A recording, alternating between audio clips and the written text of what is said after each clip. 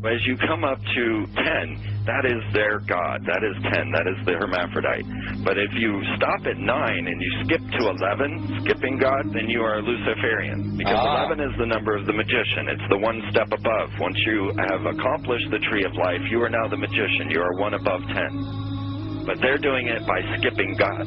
That's the symbolism of 9/11.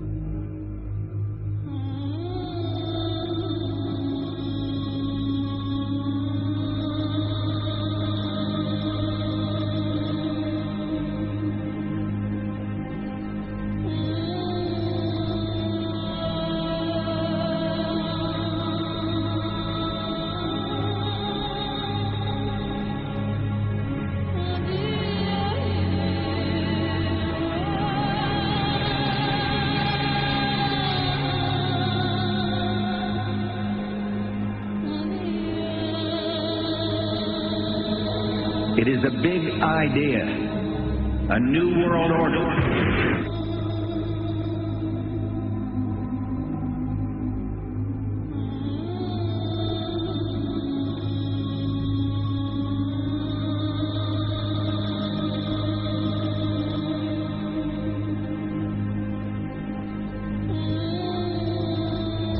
There's a lot of cyber. We were supposed to kill 2 birds with 1 stone. In Fight Club, Project Mayhem destroys a giant bronze spherical sculpture. This seems an obvious reference to the sphere at the World Trade Center complex. Trust me. Everything's gonna be fine. In a pivotal scene reminiscent of 9/11, we see the destruction of skyscrapers and the change of a skyline. Second anniversary of the 9/11 attack on the World Trade Center, George Bush asked for an $87 billion increase in military spending.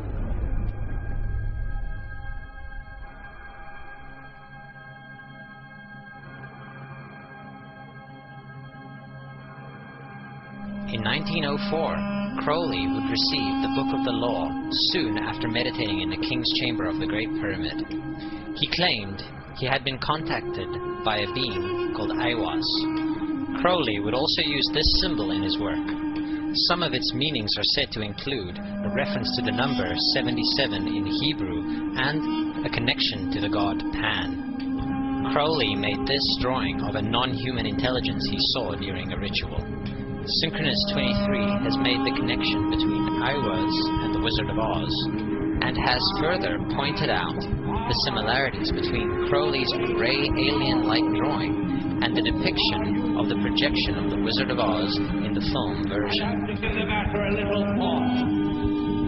The much overlooked theory has been put forward on the internet that when we are looking at George W. Bush, we are actually seeing Aleister Crowley's grandson. I have suggested that this video footage of George W. Bush reading The Pet Goat, coinciding with the start of the 9/11 mega ritual, is in fact a dedication of the 9/11 mega ritual to the great god Pan by Aleister Crowley's grandson.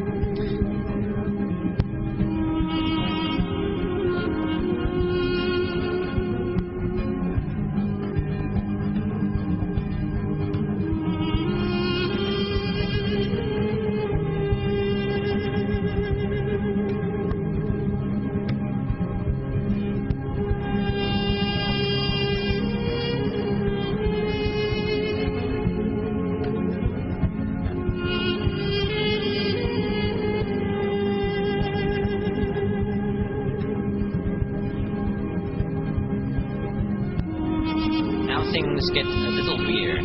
This is the 1978 version of The Wizard of Oz, The Wiz. Again, we see the Emerald City connected to New York. On arriving at the end of the Yellow Brick Road, Dorothy and her companions go through the circular portal. Through the door, we see 3 pyramids. Behind the pyramid shape, in between the pyramid pillars of the World Trade Center, we see the sphere. The representation of the Kabah.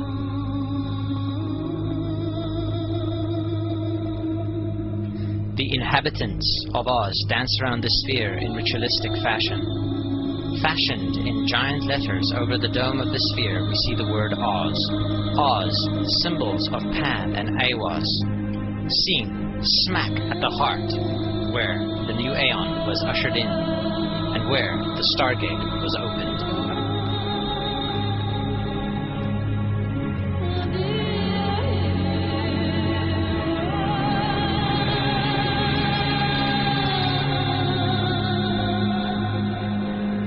Between the Twin Towers is called the Spherical Caryatid. It was made by artist Fritz Koenig and was nicknamed the Sphere. We see that Koenig made this thing in Bavaria, the same place where the Illuminati was founded. The most interesting fact about the placement of the Sphere at the World Trade Center Plaza has to be that architect and designer of the World Trade Center, Minoru Yamasaki, intended the plaza itself to be a representation of the Grand Mosque of Mecca, the Sphere in particular taking the place of the Kabah.